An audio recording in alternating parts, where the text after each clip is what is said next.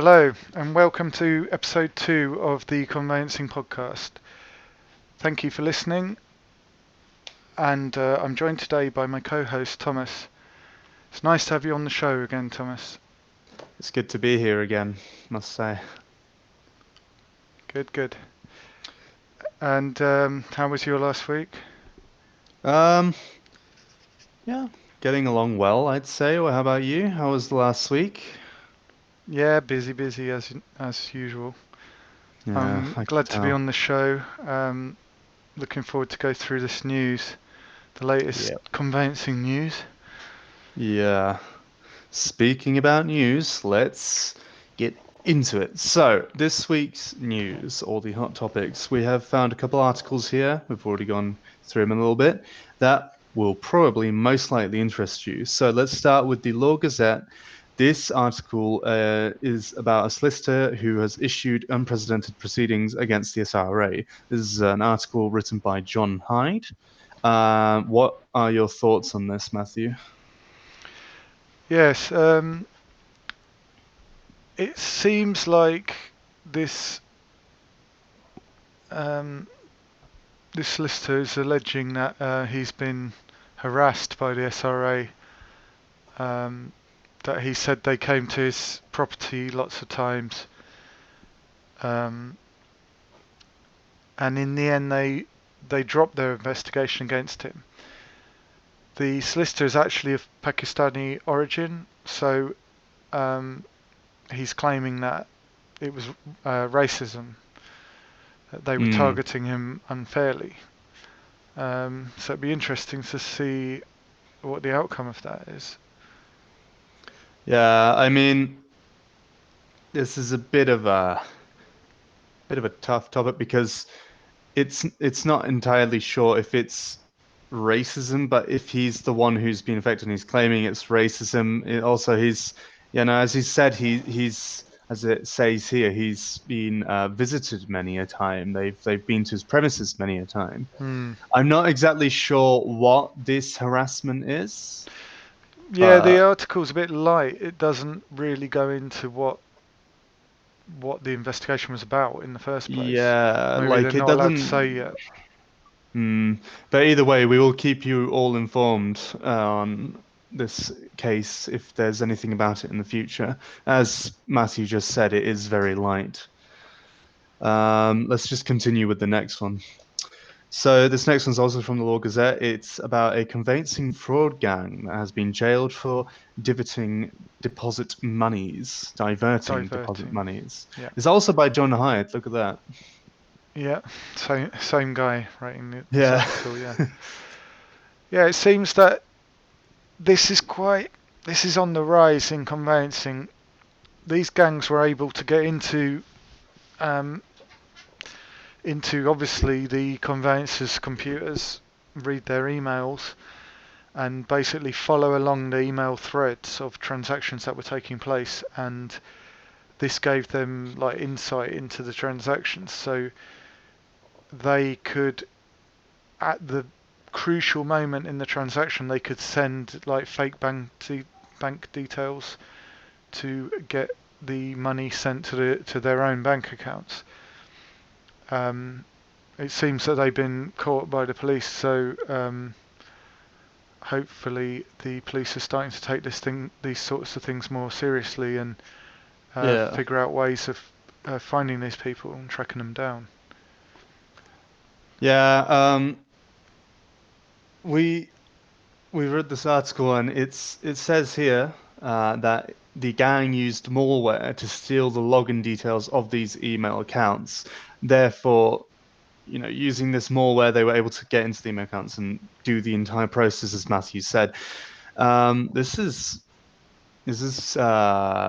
in a way it's intelligent. I guess you can give them credit for that. Mm. It's not something.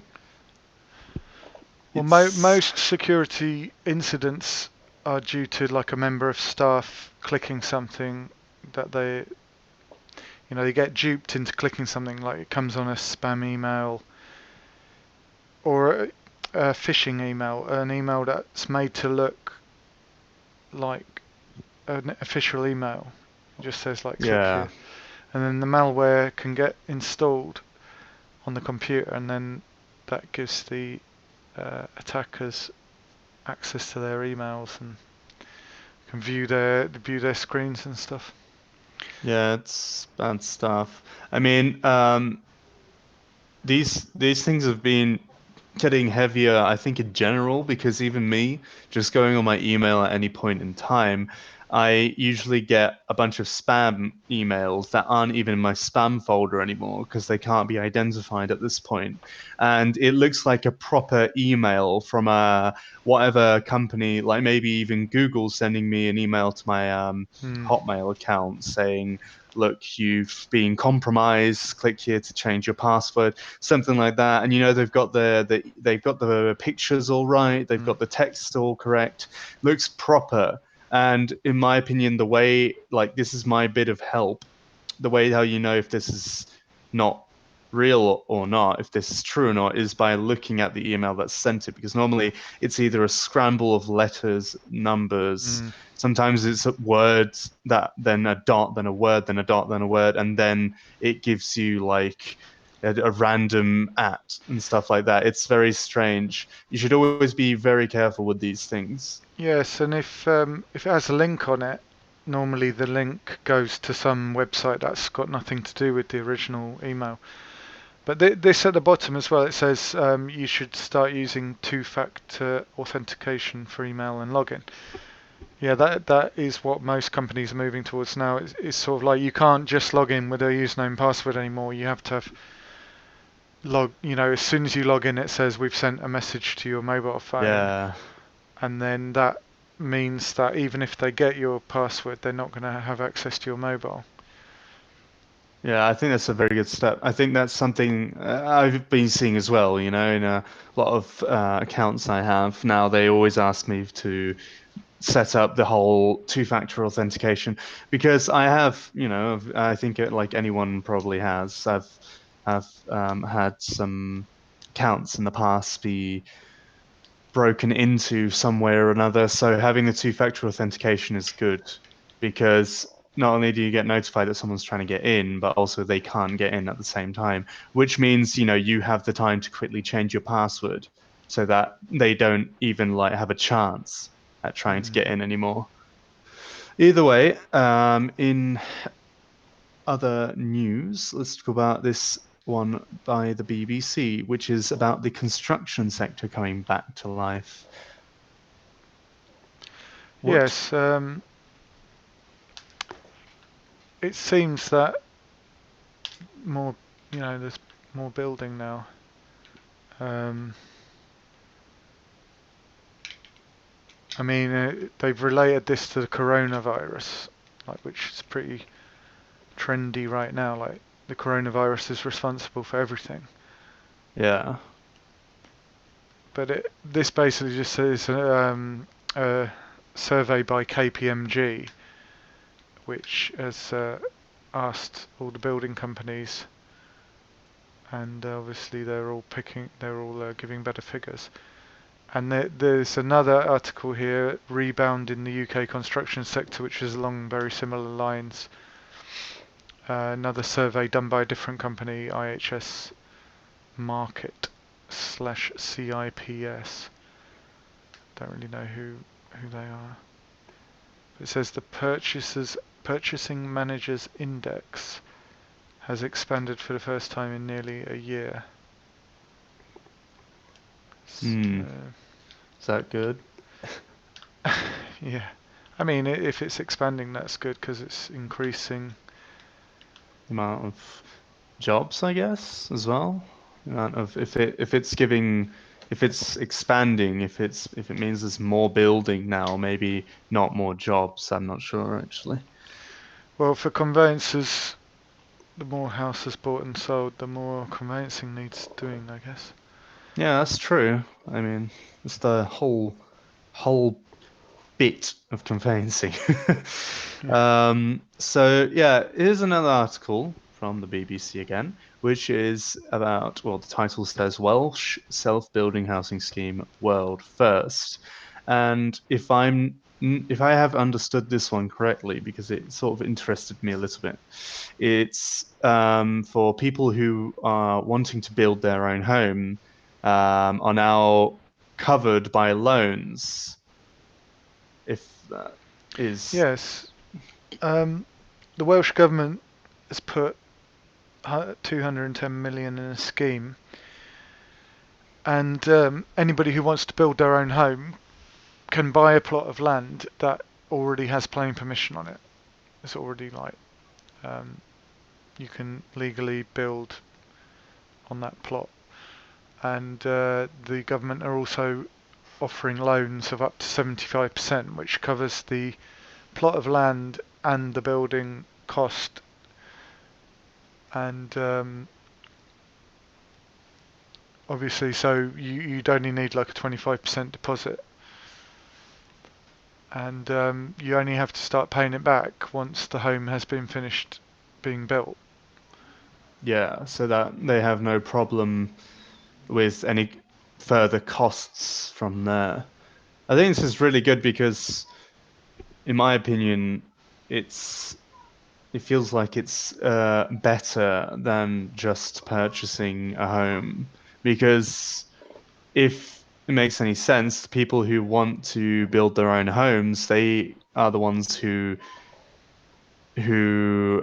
organize it, who give it the scale that they want and give it the design that they want, if I guess you could say it like that. So in theory, we have more houses in the market this way, as well as we have more of a variety of houses as well. Hmm.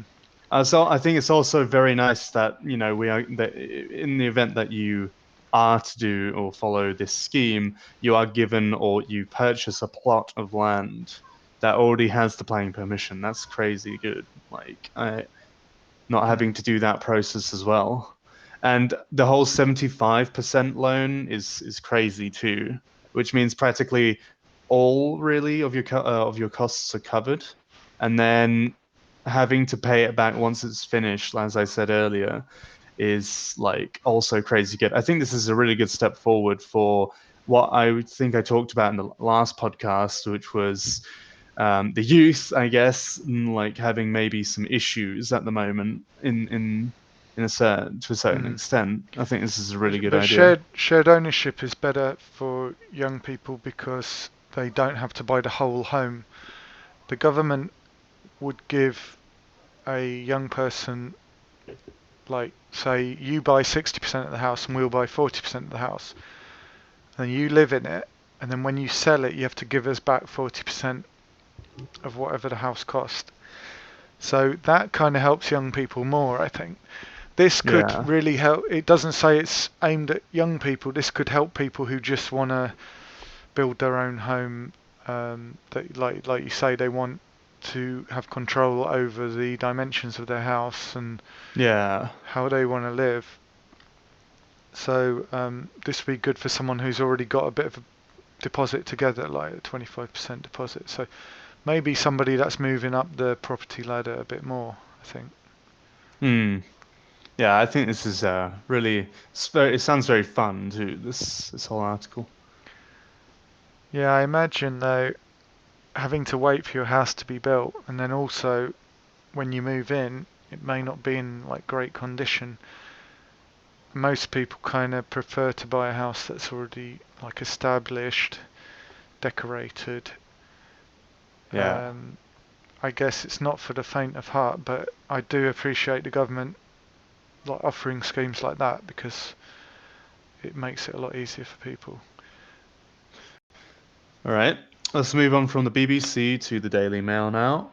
Um, this article basically is talking about how these builders have lied to buyers of leasehold homes. Um, what is your opinion on this, and what is the article about? Yes, leasehold's got a bit of a bad name at the moment because when you buy a leasehold property, you are basically buying a fixed term. Well, your lease could be 99 years, or you could buy it and it's only got 20 years left to run. You can like renew the lease, Uh, and normally, like the landlord's not gonna not renew your lease. I think you have like a right to have your lease renewed. So, but it used to cost a small amount to renew a lease, but those costs have been rising, and there's been cases of people paying like 45,000 to renew a lease, which is quite Hmm. hefty. That is. And now people are obviously asking more questions about it, and these homeowners are saying that they've been missold it because they were told they were asking direct questions to the builders about the terms of the leasehold contract, and the builder hasn't been honest with them. I mean, the thing Yeah. is that if you're selling a leasehold property, you've got to be honest about it and tell people what it means. Not really sure there's much more to say about this, but without going into the details of what exactly people were lied to about. I mean, it says the ground rents were escalating. Obviously, they're going to have to pay more over time. Yeah. That's not good. Misleading information, that's a bit vague. Um, oh yeah, that people said could they convert their leasehold to freehold later, but obviously the developer would probably want to hold on to the leasehold, onto the freehold. I don't know. Leasehold. It's like it says here. What is the leasehold scandal? I think that normally a house is a freehold because it sits on the earth.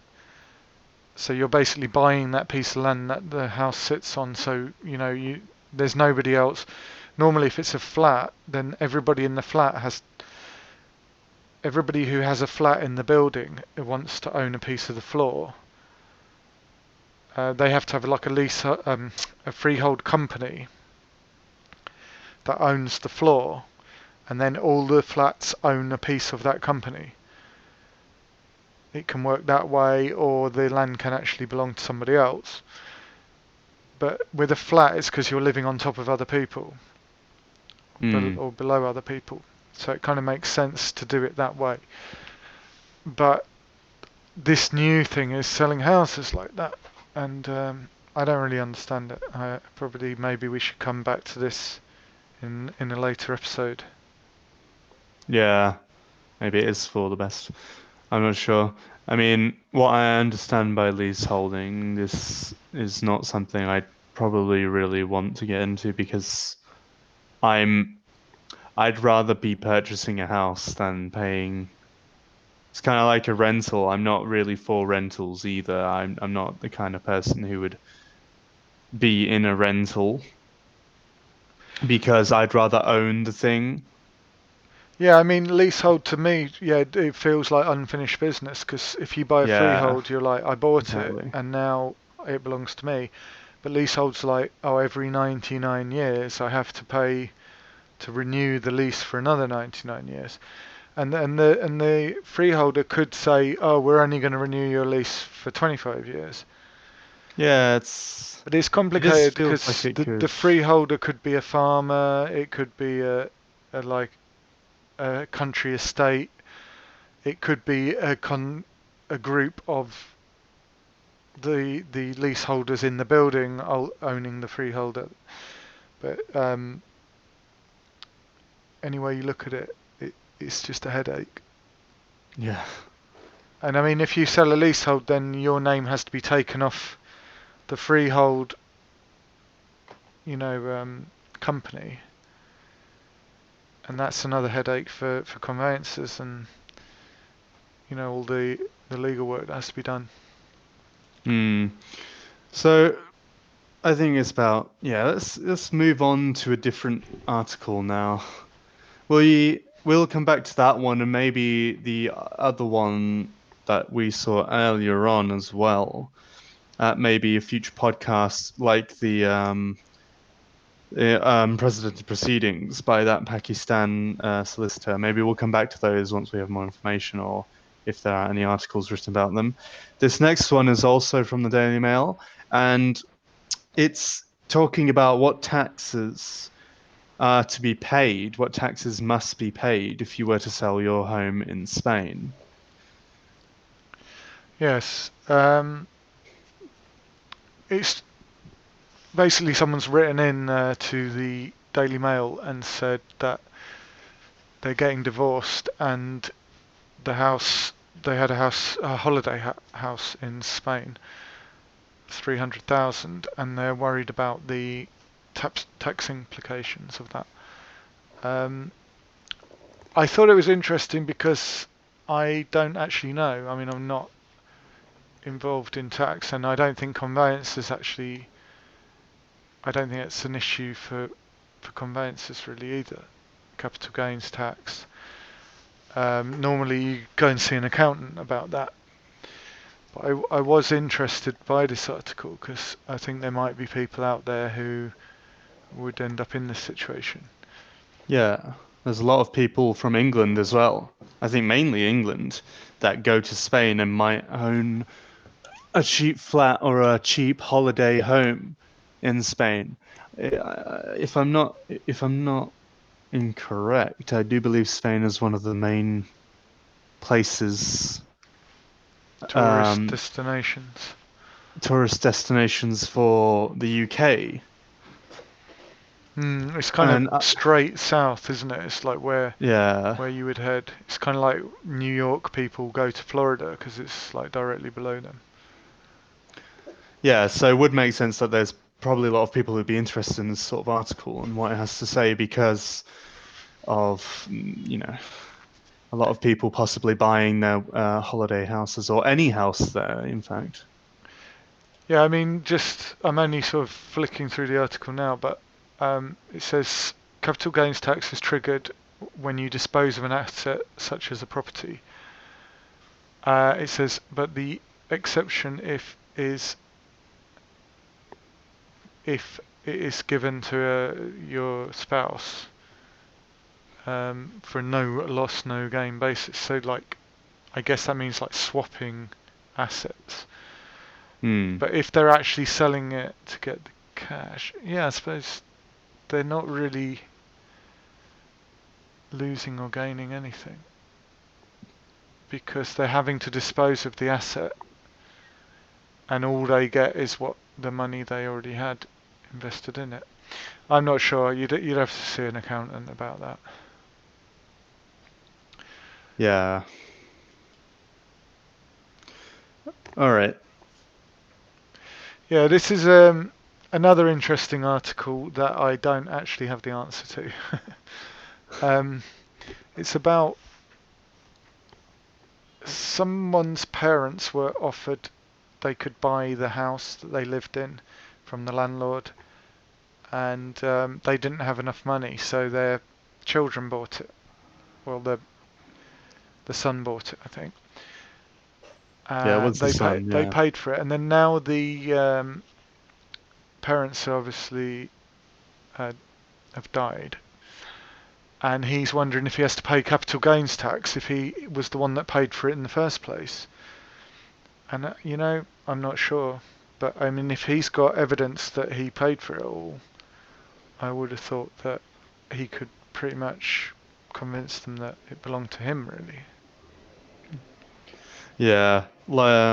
This is a very interesting article, but it's hidden behind a paywall. So if anyone is subscribed or signed up to the Telegraph, we will probably leave this article maybe down below in the description or on our blog so that you can read it entirely and see for yourself. Yeah, and drop us a comment below and let us know how it turned out. So if we meet anyone in the same sort of situation, we can give them some advice. Yeah, exactly. Um, I do believe this is one of our last articles. It's about a fully reinstated 18th century mansion with an ornamental lake. Well, with 14 acres of gardens as well. As last week, this week we are also showing another nice looking or another incredible house. Sometimes they can be incredible places, other times they just look very nice. And this one is an 18th century mansion that's been reinstated. It's got a lovely pond in the garden as well as a bill. It's a taller building, so it's sort of two buildings that are together, Hmm. meshed together. One of them looks like it's probably the newest part, and the other one's more of an Yeah. older. I mean, Georgian properties tend to be very square, very well built, solid foundations. And so the main part of the building, the bigger part of the building, looks Georgian, but there seems to be like an older part on it that's maybe Tudor. Yeah, And it's like the main building's over 3 stories. It's got huge bay windows, and the second part looks like, big old barn roof. And it looks like it's had a loft conversion at some point, unless that was original. It looks like it's got a massive amount of space there. I mean, it's called Park Hall. And yeah, imagine having 14 acres of garden. You could drive a motorbike around the garden or something. yeah. It's very big garden. It looks like a very nice establishment. And look at the number Um, of trees. You probably have enough firewood there to last forever. yeah, you wouldn't have to worry about firewood anymore at all. Looks very nice. The interior is it's it looks the part as well, in my opinion. Looks very classy. It's got a nice tiny chandelier in this living room here. Hmm. Sofa's very clean. It's very aesthetically pleasing, in my opinion. The last one we saw was, as I think I said it, it was more of an Alice in Wonderland-esque kind of place because it had more of a fantasy vibe. It That's was what I more felt. twee and smaller rooms, more cosy, Yeah, wasn't it? This one's this is quite just massive. This is a very large living room with two big identical sofas, I must say. It's a big chimney too. It's also got sort of a greenhouse. It's not a it's greenhouse, is it? It's more a like an outside conservatory. area. It's off the lounge. It's like a conservatory off the lounge. So Yeah, it's very nice. you can like stay out in the sunshine even when it's cold outside. It Hmm. helps to heat the house as well. It's a very nice house. It'd be nice to grow some plants in the conservatory and It's a nice little shot of the bedroom here as well. It's got a it's very bright. yeah, it's very bright. I was gonna say it's very good. It's very good house in my opinion because there's some houses, many houses you can find nowadays that don't have this amount of windows or windows that have that much light going through them. This place is just full of windows and looks really nice, I must say. There's stables for the horses. Oh my God. I mean, it is a, a couple acres, isn't it? I mean, Well, 13. It says 14 acres in the description, and then here it says 13 acres. A lodge, a stables, a manege. I don't know what that is. 3 bay stable and a manage. Paddocks. Yeah, it's pretty crazy. And the beater's cottage could is currently used for storage, but could be converted into accommodation. So you got like Oh, another house on the land there.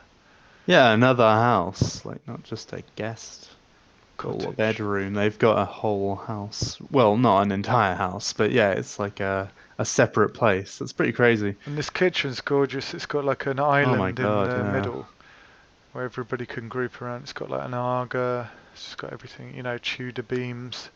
Yeah. Oh, and that middle island isn't actually like dug into the ground. It's actually like just an actual Yeah, you could proper. just move it. It's like a Yeah, you big could piece of move it at furniture. any point and do something else in the kitchen if you really wanted to. This is a really massive Like if you had a house, like party very there. open.